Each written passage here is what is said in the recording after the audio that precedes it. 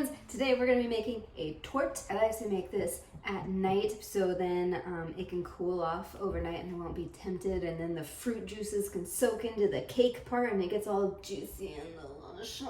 This torte is actually based off of the plum torte from New York Times. So let's get started. So you start out like with all baked things with your dry ingredients, and we're going to take a cup of flour.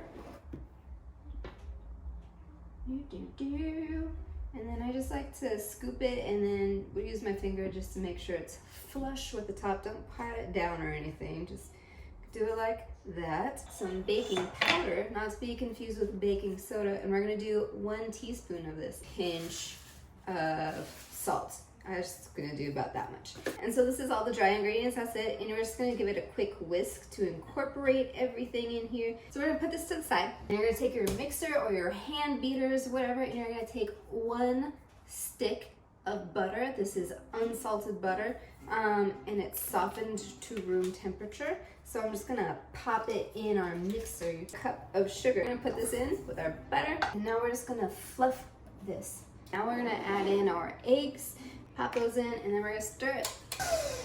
All right, those are nice and incorporated. I'm gonna zest our lemon, and I'm gonna put that in here. So we're gonna add our lemon zest. We're only gonna get like a half teaspoon to a teaspoon. We're gonna add in our flour now. Add it all in at once. You don't need to like add it in slowly or anything. But you need to mix it slowly, because otherwise it will like. Oh, I should also say I've been preheating the oven to 350 this whole time. You know what I forgot? I forgot to add in our cinnamon. So we're gonna do 1 tablespoon, yes, 1 whole tablespoon, if I have that, of cinnamon.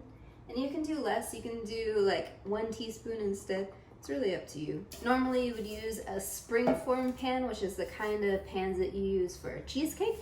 I don't have one. It's a little bit cumbersome to get the first piece out, but after that it's all fine. So if you don't have a springform pan, just use a regular cake pan. It'll be fine. It's gonna look like you're not gonna have enough, but I promise you will. So we're gonna spread this out kind of as evenly as we can. So now we're gonna take our blueberries. I bought a cup of these, just enough to kind of cover the top, and then it's gonna look like this is gonna be a really thin cake, but it's not. It's because we put so much baking powder in there, it's gonna puff up, and then all these blueberries are gonna be nice and incorporated in there. And we really only need like 2 teaspoons of lemon juice, not a whole lot. Remember our sugar, friend? We're gonna take a tablespoon and we're just gonna sprinkle it on the top. I'm gonna do quite a generous amount of sugar because it gets all nice.